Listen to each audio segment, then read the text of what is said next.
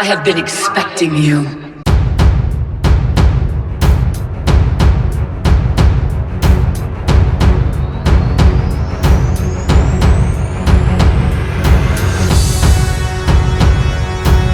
So covering the Mortal Kombat stories and history, game by game, is a really tricky thing to do. Because every game that follows kind of tweaks the canon of the prior game. Like they'll add more details. They'll say a certain event happened or a certain person was there, when clearly that event or person was not anywhere to be seen in that game. So with that said, as I said, I'm going game by game. So if I missed a detail or quote unquote got anything wrong, that's because it either was not stated in this game or it was changed in the next game. Because a lot of things change later on and a lot of detail will be given. For instance, this is the very first game, Mortal Kombat 1, and we hardly got any detail in this game.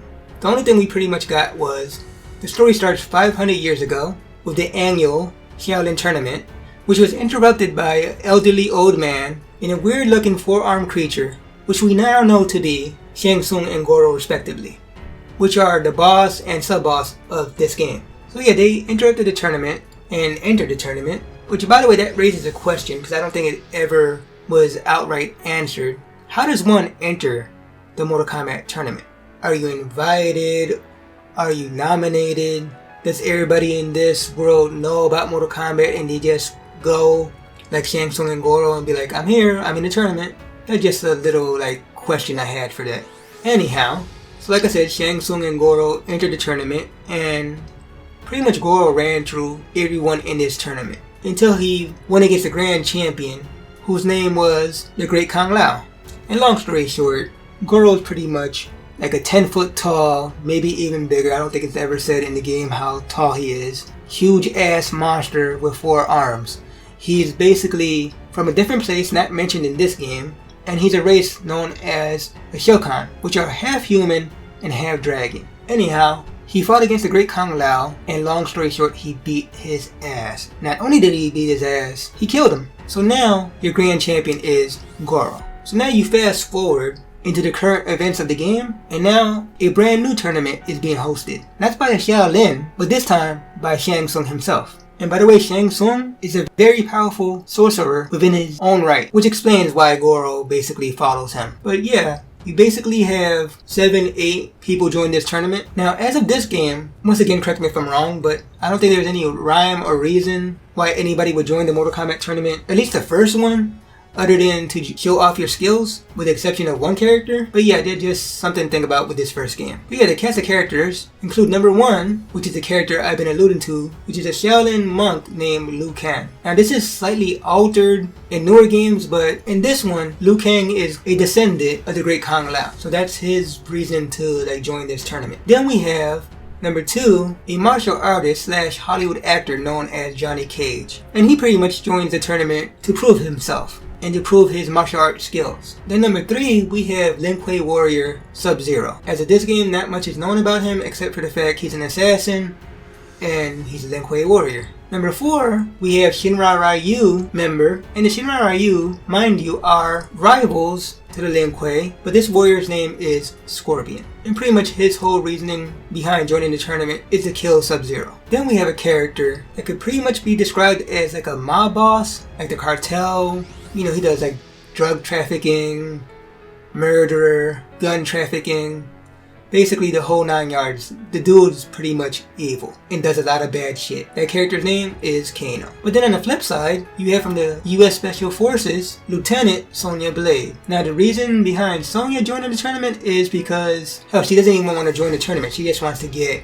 Kano. And she's trying to lock up Kano because Kano killed her partner. So she's out for revenge. And Kano's pretty much in this tournament because A, he's hiding from Sonya, and B, allegedly there's a bunch of gold on Shang Tsung's island that he pretty much plans to steal. And then finally you have Raiden. Now Raiden's story within Mortal Kombat is kind of weird because one minute he's in the Mortal Kombat tournament, but the next he's not allowed to be in the tournament.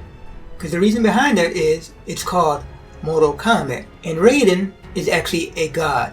He's the god of thunder. No, not that god, thunder. But yeah, as of this game, it says he disguised himself as a human. because Shang Tsung invited him to the tournament, and Raiden pretty much boasted the fact that he would destroy everyone in the tournament. So my guess is he pretty much fought at a low power level, so he wouldn't like flat out destroy everyone, because a god versus a bunch of humans, yeah, that's like really outmatched.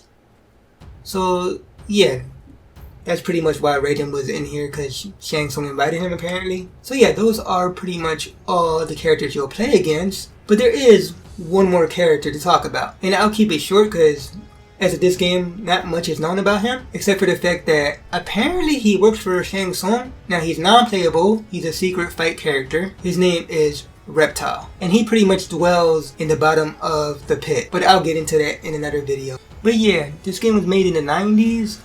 And because of that, it was more or less obvious who was going to win this tournament. I don't know, early 90s, at least to me, you had movies and games. They made it pretty freaking apparent and really obvious who the hero of this story was. And obviously, at least in this one, it was Liu Kang. Sonya, Sub, Scorpion, Liu Kang, Raiden, Kano, Johnny, Sonya, Sub, Scorpion, Liu Kang, Raiden.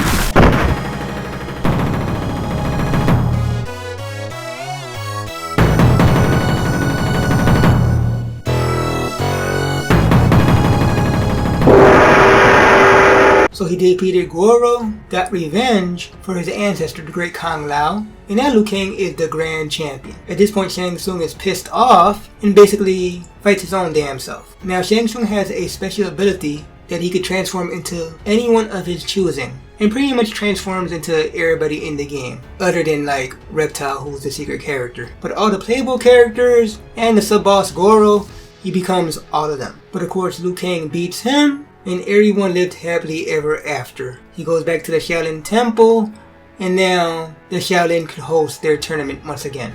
But yeah, that was the story of Mortal Kombat 1. This video is going to be like probably really short and whatnot, because there was hardly any details. But yeah, that's the story of Mortal Kombat 1. And yeah, y'all, I'll be doing the characters one by one. But if you like this video, be sure to give it a thumbs up. Subscribe if you haven't subscribed already.